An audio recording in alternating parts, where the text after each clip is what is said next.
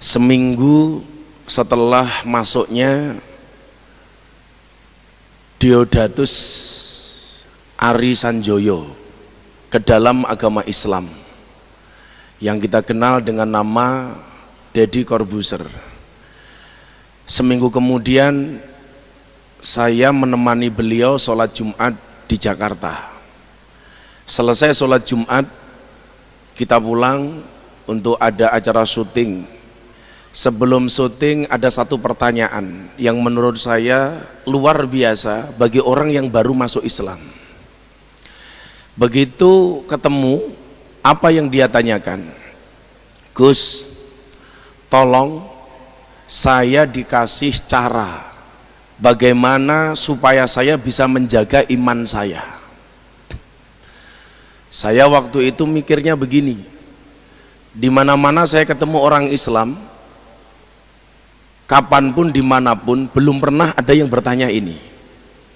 Ini orang baru masuk Islam seminggu, dia tanya sama saya, tolong saya dikasih tips bagaimana supaya saya bisa menjaga iman. Saya tanya, kenapa kamu tanya demikian? Tadi Jumatan pertama saya mendengar khotib menyampaikan, janganlah sekali-kali kamu mati kecuali dalam keadaan Islam. Wala tamutunna illa wa antum muslimun.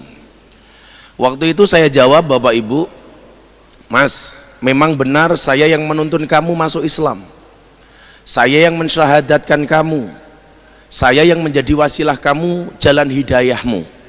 Tetapi ingat, saya tidak bisa menjamin imanmu.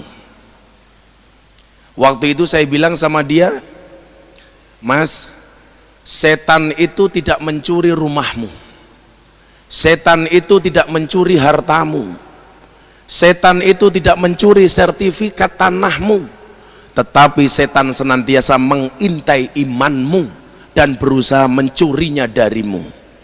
Kenapa? Karena setan sangat tahu bahwa harta yang paling berharga bagi seorang Islam adalah iman.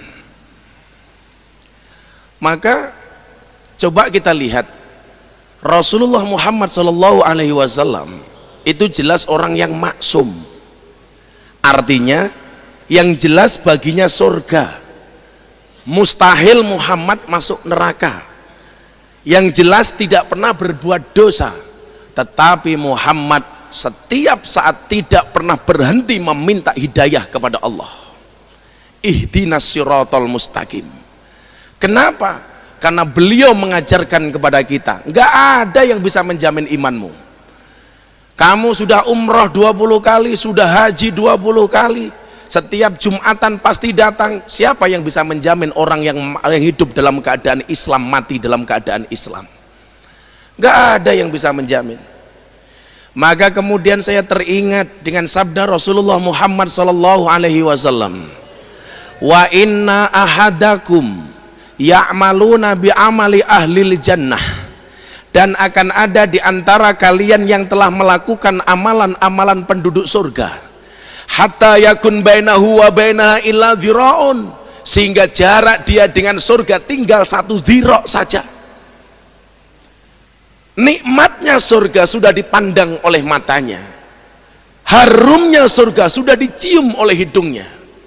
Tetapi apa kata Rasulullah? Fayasbitu alaihil kitab, catatan takdir merubah hidupnya. Faya'maluna bi'amali ahlin nar, di akhir hidupnya dia melakukan amalan-amalan penduduk neraka. Fayadkhuluha, dan Allah memasukkannya ke dalam neraka. Sekarang siapa yang bisa jamin? Saya sudah jadi orang Islam yang baik, setiap ada kiai saya ngasih minum, belum jaminan. Gak ada yang jamin.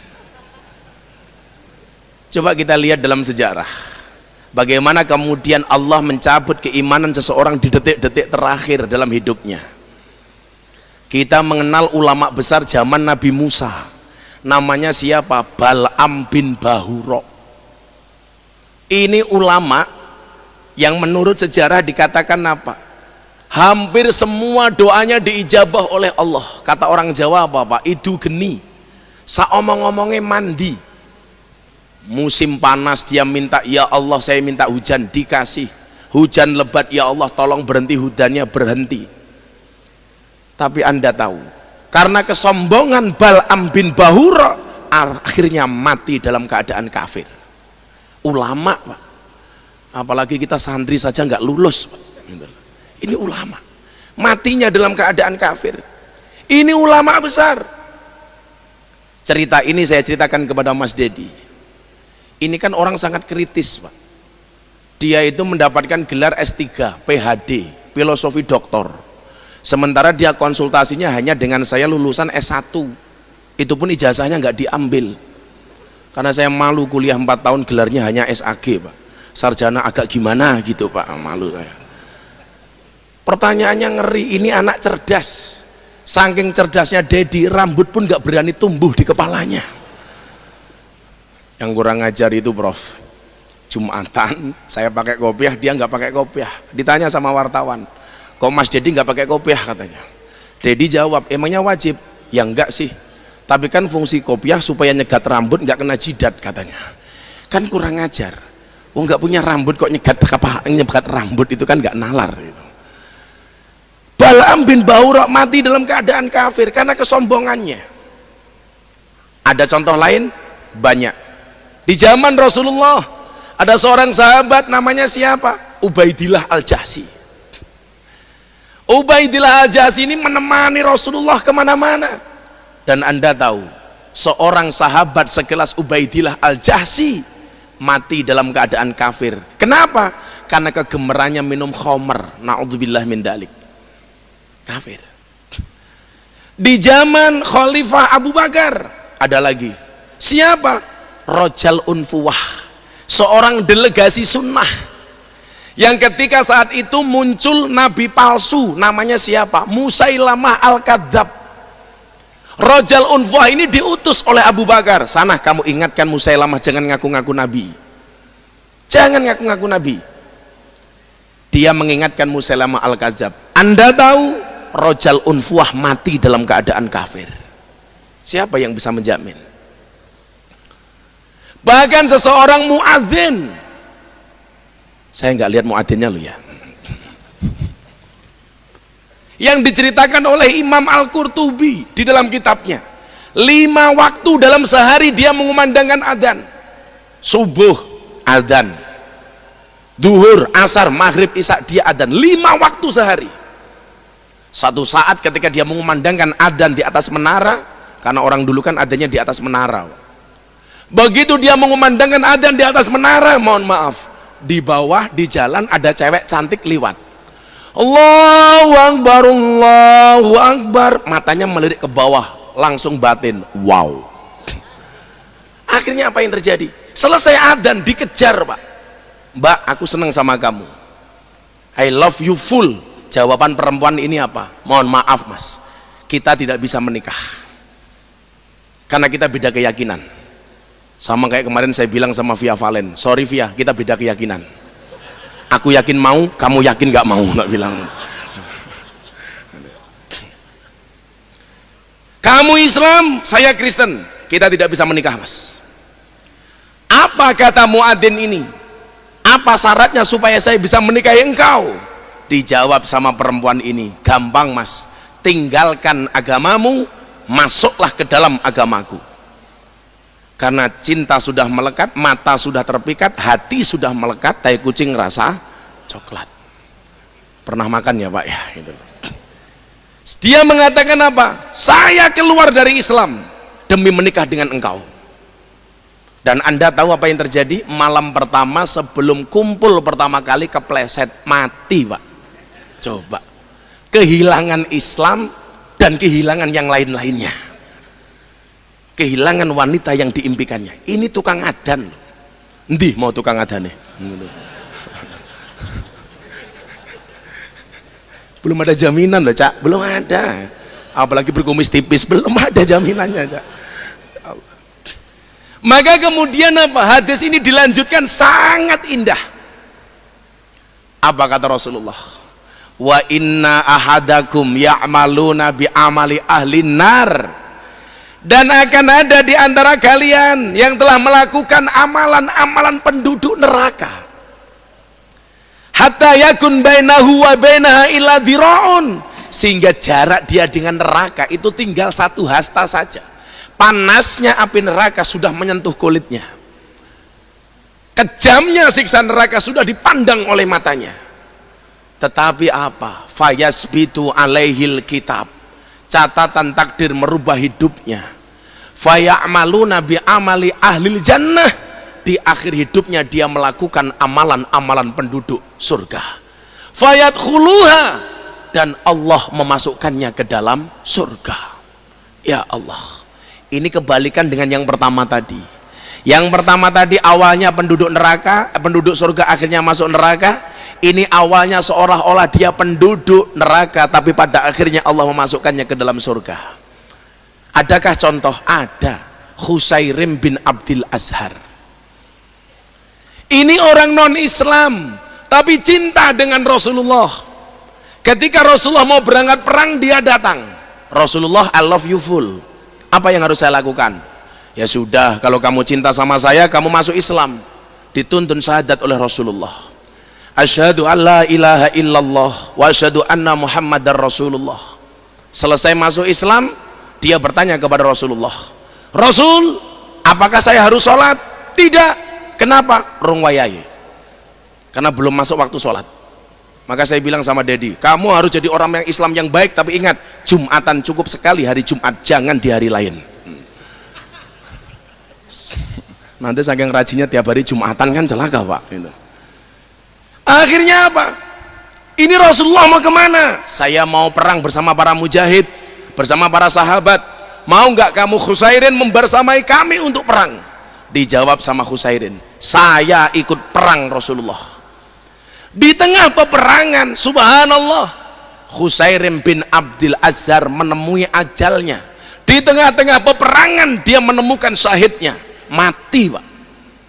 Belum 24 jam dia masuk Islam, mati. Akhirnya sahabat-sahabat berdebat, bagaimana dengan jenazah Husairim bin Abdil Azhar? Kemudian Rasulullah mengatakan apa? Husairim bin Abdil Azhar walahul jannah, baginya adalah surga. Masuk Islam belum 24 jam, jidatnya belum sempat untuk sujud, belum sempat sholat, mati, masuk surga kata Rasulullah. Ini kebalikannya dengan Deddy Corbuzier.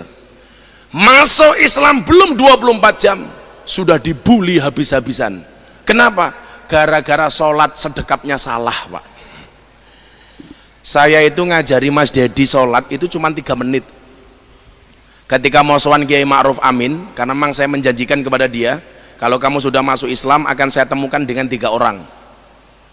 Karena yang saya kenal, yang saya dekat, Kiai Said, Kiai Ma'ruf Amin, sama Maulana Al Habib Lutfi bin Yahya Pekalongan. Karena beliau ngefans sama orang 3 ini, maka saya ajak. Begitu masuk halaman Kiai Ma'ruf, pas pampres telepon, Gus, sampaikan ke Mas Dedi, mau diajak sholat berjamaah sama Kiai Ma'ruf, berkenan apa enggak?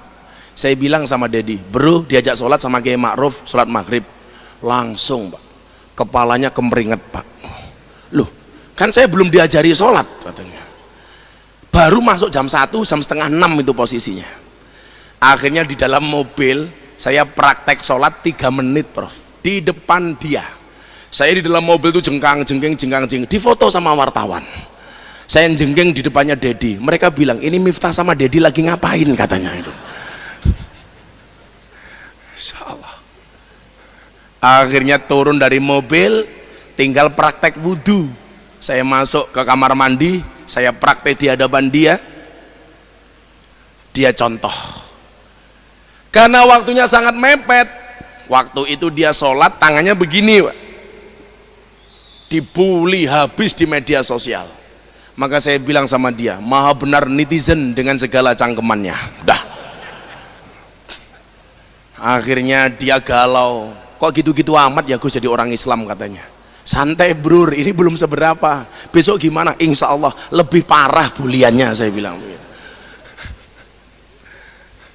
Akhirnya saya bilang sama dia, kamu santai, kamu baru masuk Islam, tangan salah sedekap itu biasa, toh sedekap dalam suatu hukumnya sunnah, nggak wajib. Begitu ya Gus? Iya. Kamu lumayan masuk Islam langsung sholat diimami sama Kiai Ma'ruf Amin. Ini yang lahir Islam, dari bapak ibunya terlahir Islam sampai hari ini dewasa, banyak yang belum sholat, banyak gitu Gus. Iya, maka namanya Islam KTP. Maka yang KTP-nya Islam insya Allah masuk surga. KTP-nya Pak, Masya Allah. Khusairim bin Abdul Azhar mendapatkan syahidnya di peperangan pertama ketika dia baru masuk Islam. Alasan inilah kemudian yang menjadi dasar bagi saya, kenapa saya belusuan ke lokalisasi, kenapa saya belusuan ke kafe, ke dunia malam yang hari ini hampir rata di seluruh Indonesia Pak.